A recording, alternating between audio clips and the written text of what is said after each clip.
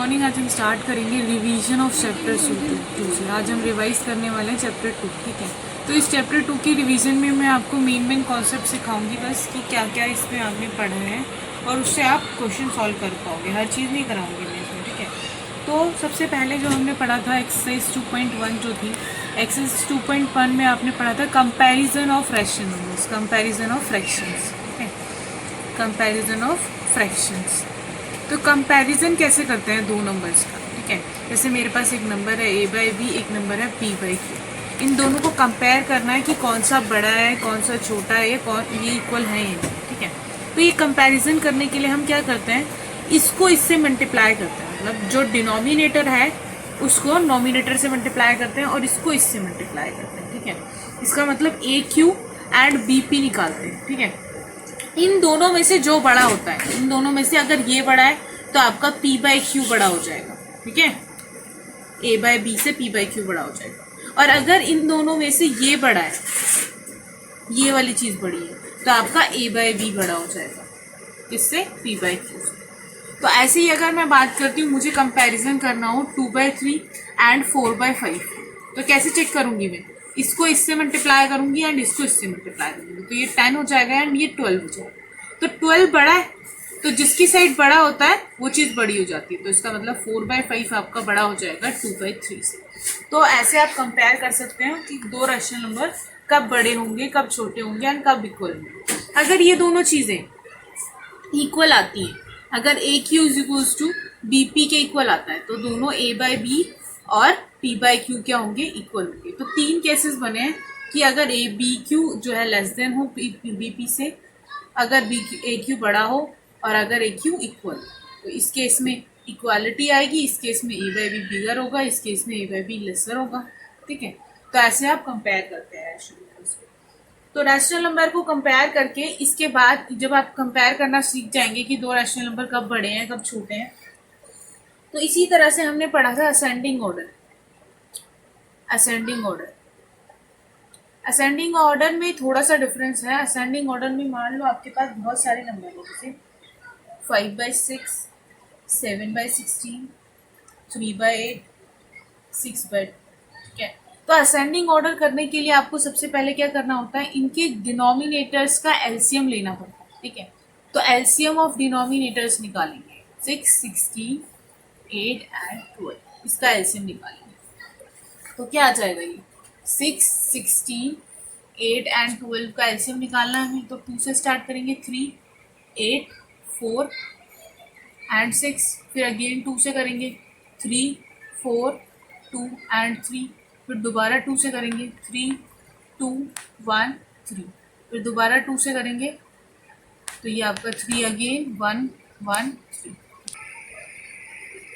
इसके बाद यहाँ पे जब आप लेंगे तो 1, 1, 3, फिर अगेन 3 से करेंगे, तो ये आपका ये 1, 1, 1, ठीक है। तो हम सबको मल्टीप्लाई कर देंगे, 6, 12, 24, 40, ठीक है। तो एलसीएम क्या आ गया, 40। तो अब करना क्या है, 5/6, 7/16, 3/8 और 6/12 को एज इट इज लिखना, ठीक है, जैसे लिखा हुआ है एलसीएम। और फिर उसके बाद क्या करेंगे, 48 एलसीएम आया ना, 48 से डिनोमिनेटर को डिवाइड करो, इसके डिनोमिनेटर, ठीक है। तो ये क्या आएगा, 8। ऐसे ही इसको भी डिवाइड कर लो, 48 से 16 को डिवाइड करो तो ये आएगा 3, ठीक है। ऐसे ही 48 से 8 को डिवाइड करो तो ये आएगा 6, और 48 से 12 को डिवाइड करो तो ये आपका आएगा 4। अब सबसे पहले क्या करना है, डिनोमिनेटर्स का एलसीएम लेना। एलसीएम ले लिया, ठीक है। एलसीएम लेने के बाद फिर सारे नंबर्स को एज इट इज लिख लेना है और डिनोमिनेटर से डिवाइड कर देना एलसीएम। अब जो ये नीचे वाला डिवाइड करने के बाद जो आ रहा है उससे ऊपर नीचे मल्टीप्लाई करना है, ठीक है। यहाँ 8 आया, इस वाले केस में 3 आया, इस वाले केस में 6 आया और इस वाले केस में 4 आया। इससे फायदा क्या होगा, देखो यहाँ पे 40/48, ठीक है, यहाँ पे 21/48, यहाँ पे 18/48, यहाँ पे 24/48। तो कहने का मतलब ये है सबका डिनोमिनेटर का जो बेस है वो 48 में कन्वर्ट हो गया, ठीक है। अब कंपैरिजन इजी है, कंपैरिजन कैसे कर सकते हो, अब पता चल रहा है जो छोटा होता है, जिसका ऊपर वाला नोमिनेटर छोटा है वो छोटा होगा, ठीक है। तो इसका मतलब 18/48 सबसे छोटा होगा, फिर उससे बड़ा होगा आपका 21/48, ठीक है। फिर उससे बड़ा होगा आपका 24/48, फिर उसके बाद 24 के बाद आपका आएगा 40/48, फिर उसके बाद ओरिजिनल नंबर से रिप्लेस कर दो। 18/48 किसके कॉरेस्पॉन्डिंग था? 3/8 के कॉरेस्पॉन्डिंग। 21/48 किसके कॉरेस्पॉन्डिंग था? 7/16। 24/48 किसके कॉरेस्पॉन्डिंग था? 6/12। एंड 40/48 किसकी कॉरेस्पॉन्डिंग था? 5/6, ठीक है। तो अगर क्वेश्चन में आपको असेंडिंग ऑर्डर या डिसेंडिंग ऑर्डर निकालने के लिए कहा जाता है तो प्रोसीजर सेम है, बस यहाँ के बाद स्टेप थोड़ा अलग हो जाएगा। असेंडिंग में क्या होता है, सबसे पहले आप छोटा नंबर लिखते हैं, ठीक है, फिर उसके बाद इंक्रीज करते जाते हैं। और डिसेंडिंग में क्या होता है, आप सबसे पहले सबसे बड़ा नंबर लिखते हैं और फिर उसके बाद डिक्रीज करते जाते हैं। असेंडिंग में इंक्रीज करता है, डिसेंडिंग में डिक्रीज करते हैं, ठीक है। तो यहाँ पे बस ये वाला लास्ट स्टेप जो होगा इसमें डिफरेंस है, और कोई डिफरेंस नहीं आएगा, बाकी सब सेम रहेगा असेंडिंग और डिसेंडिंग में। एलसीएम निकालो और डिवाइड कर लो, एलसीएम से जो भी नंबर आ रहा है उससे ऊपर नीचे मल्टीप्लाई करके डिनोमिनेटर सेम कर लो, और डिनोमिनेटर सेम करने के बाद कंपैरिजन अपने आप हो जाएगा, ठीक है। तो ऐसे करते हैं असेंडिंग एंड डिसेंडिंग ऑर्डर के क्वेश्चन। इसके बाद नेक्स्ट चीज जो आती है वो है सम, ठीक है। तो सम कैसे निकालते हैं? तो सम निकालने के लिए हम क्या करते हैं, सेम रैशनल नंबर्स जो होते हैं उनका डिनोमिनेटर सेम करते हैं। जैसे आपको 2/7 प्लस 4/3 निकालना, ठीक है। तो जैसे अभी हमने असेंडिंग एंड डिसेंडिंग ऑर्डर में नहीं किया, जो डिनोमिनेटर्स हैं उनका एलसीएम लेना है। तो एलसीएम निकाला हमने 7 एंड 3 का, तो ये क्या आया 21 करके देख लेना आप, ठीक है। फिर क्या करना है, 2/7 आप ऐसे भी कर सकते हैं, ठीक है। 2/7 को एज इट इज रखना जैसे असेंडिंग डिसेंडिंग में किया था, और 21 से एलसीएम से डिनोमिनेटर को डिवाइड करना है, तो 3 आएगा। फिर उसके बाद 4/3 को भी एज इट इज रखना है और एलसीएम से डिनोमिनेटर को डिवाइड करना है, और जो आंसर आता है उससे ऊपर नीचे मल्टीप्लाई कर देना होता है, ठीक है। तो जब आंसर आएगा उसको 2/7 के इक्वल रखना होता है, ठीक है। ये आपका 4/3 के इक्वल है, तो ये आपका आ जाएगा 6/21, ये आपका आ जाएगा 28/21, ठीक है। तो जब आपको क्या करना है, इस सम में आपको रिप्लेस कर देना है, ठीक है। 2/7 प्लस 4/3 किसके इक्वल आ जाएगा? 6/21 प्लस 28/21, ठीक है। तो ये आपका क्या आ जाएगा 28 प्लस 6/21, ठीक है। तो इसको ऐड करो, कितना आएगा ये 34/21 आपका आंसर आ जाएगा। तो एडिशन करना है, अगर आपको किसी भी दो रैशनल नंबर्स को ऐड करना है या सब्ट्रैक्ट करना है, तो सेम जैसे असेंडिंग ऑर्डर में किया था वैसे ही करना है आपको। नीचे वाले डिनोमिनेटर्स का एलसीएम, फिर जितने भी नंबर्स दिए हुए हैं उन सबको साथ में लिख लो, ठीक है। साथ में लिखने के बाद और एलसीएम को डिनोमिनेटर से डिवाइड करते जाओ, जो नंबर आ रहा है उसे उस नंबर से ऊपर नीचे मल्टीप्लाई करते जाओ। फिर आपके पास जो नंबर्स आएंगे ना उनका डिनोमिनेटर सेम हो जाएगा, तो आपको ऐड करने में इजी हो जाएगी। तो ऐड करते कैसे, जिनका डिनोमिनेटर सेम होता है डायरेक्ट ऊपर वाले को ऐड कर देते हैं और नीचे वाला एज इट इज, तो ऐसे आप एडिशन के क्वेश्चन कर पाओ, ठीक है। तो जैसे अगला एक क्वेश्चन मैं लेती हूँ, माइनस का है, ठीक है। 15 minus 2 and 3/8 minus 9 and 3/8 plus 1, ठीक है, ये क्वेश्चन।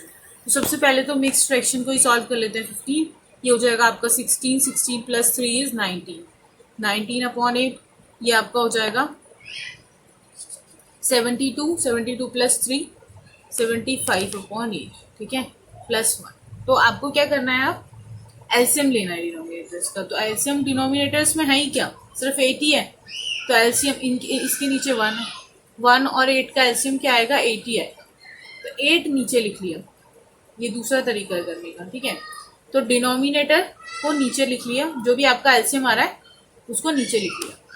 अब जो इसका डिनोमिनेटर है, पहले से स्टार्ट करेंगे, जो इसका डिनोमिनेटर है उसे इससे डिवाइड करो, 1 को डिवाइड करो 8 से, ठीक है, 8 को 1 से डिवाइड करो, ठीक है। तो आपके पास 8 आएगा, क्योंकि 1 8 जा 8 होता है। तो आपको क्या करना है, जो भी नंबर आ रहा है उसे न्यूमरेटर से मल्टीप्लाई करो।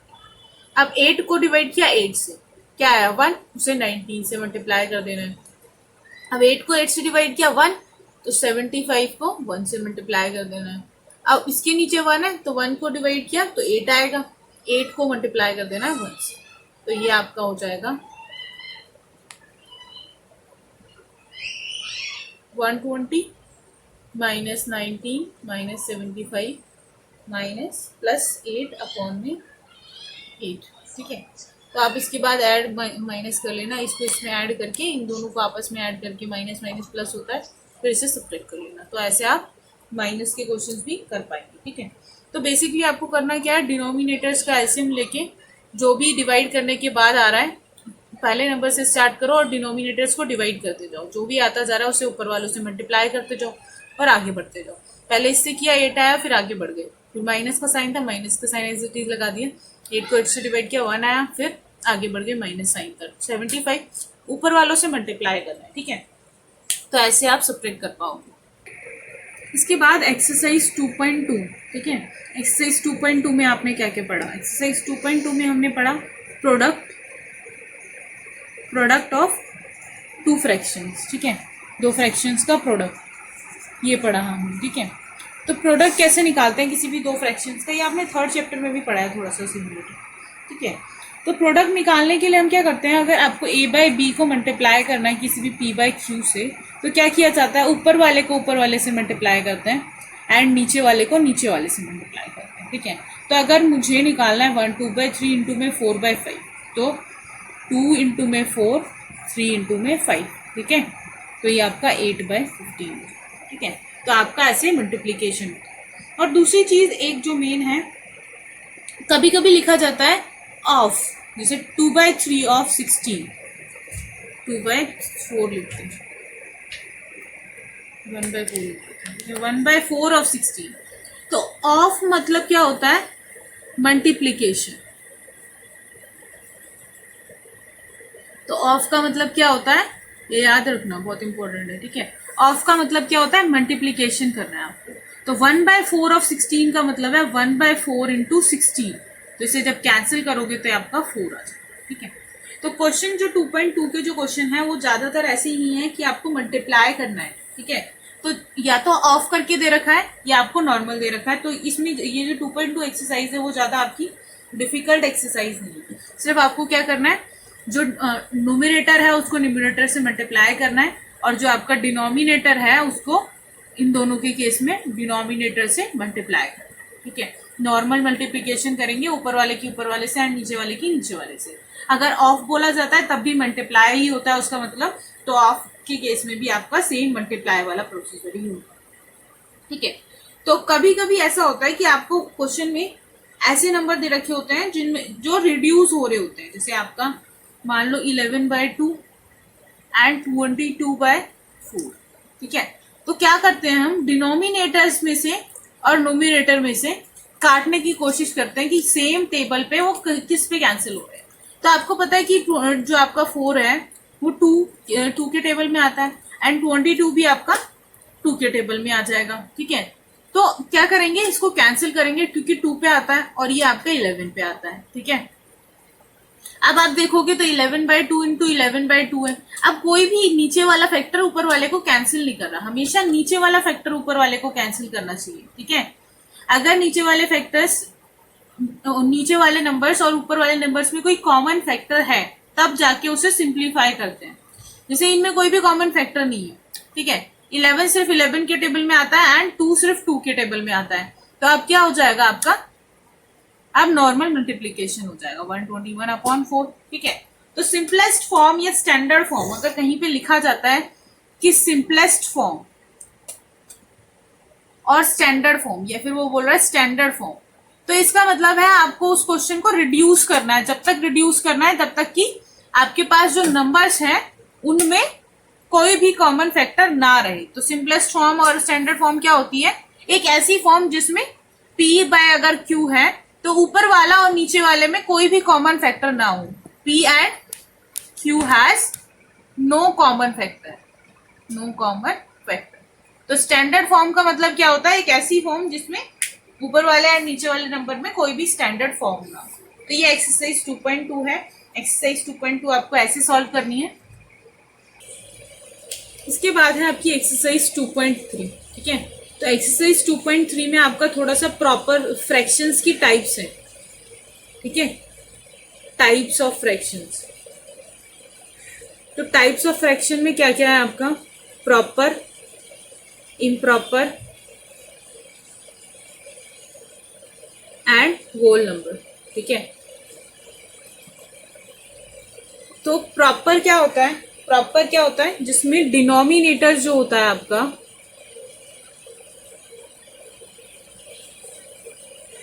डिनोमिनेटर आपका बड़ा होता है न्यूमरेटर से, ठीक है। प्रॉपर वो होता है जिसका डिनोमिनेटर आपका न्यूमरेटर से बड़ा होता है। इम्प्रॉपर क्या होता है, जिसका आपका न्यूमरेटर बड़ा होता है डिनोमिनेटर से, ठीक है। इम्प्रॉपर वो होता है, कहने का मतलब है प्रॉपर क्या होगा, जिसका नीचे वाला बड़ा होगा, नीचे वाला नंबर बड़ा होगा, और इम्प्रॉपर क्या होगा, जिसका ऊपर वाला नंबर बड़ा होगा, ठीक है। और वॉल नंबर क्या होगा, अगर denominator is equals to the numerator, तो अगर प्रॉपर है तो डिनोमिनेटर बड़ा होगा, इम्प्रॉपर है तो डिनोमिनेटर छोटा होगा, अगर वॉल नंबर है तो दोनों इक्वल होंगे, ठीक है। और दूसरी चीज जो इस एक्सरसाइज में पढ़ी वो है हमने रेसिप्रोकल।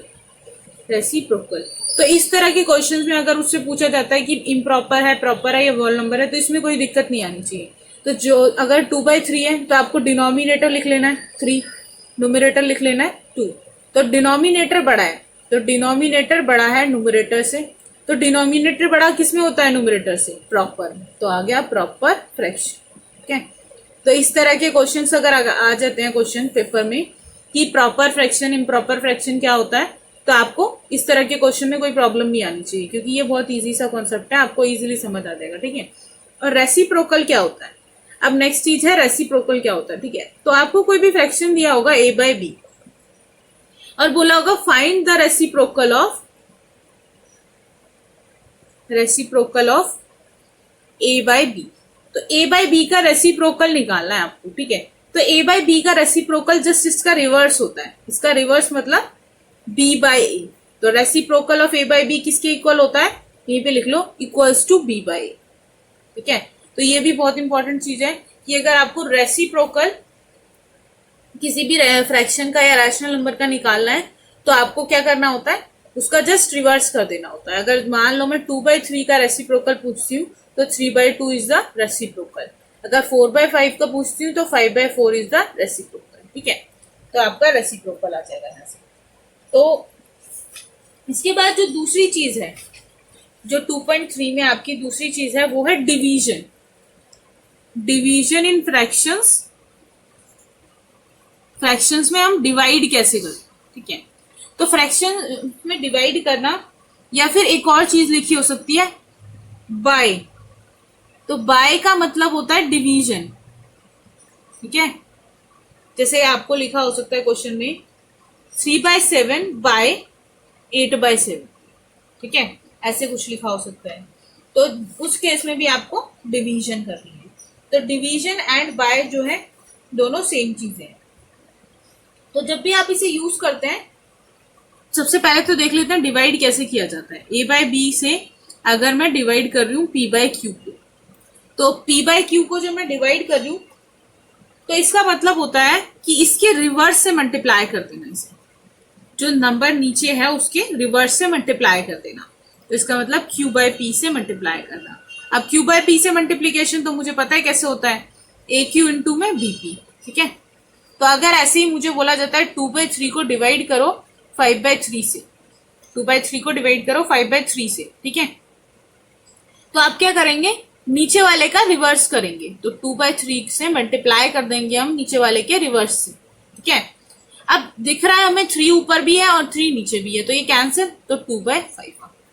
तो करना क्या होता है, डिवीजन में नीचे वाला जो नंबर है, डिवाइड के बाद वाला जो नंबर है, उससे क्या करते हैं हम, डिवाइड जो नीचे डिवाइड के नीचे वाला नंबर है उससे हम रिवर्स करके मल्टीप्लाई कर देते हैं, ठीक है। और जब बाय होता है तब भी सेम चीज होती है, तो जब बाय होगा तब भी आपको डिवाइड ही करना होगा, ठीक है। इसके बाद अगर आपको बोला जाता है 3/7 बाय 8/7, क्वेश्चन में क्या बोला है, 3/7 बाय 8/7 ऐसा कुछ बोला है। तो बाय का मतलब होता है डिवीजन, तो 3/7 इसका मतलब है 3/7 डिवाइडेड बाय 8/7, और डिवाइड का मतलब होता है उसके रिवर्स से मल्टीप्लाई करना, तो उसका रिवर्स से मल्टीप्लाई कर दिया, तो 7 से 7 कैंसिल, 3/8।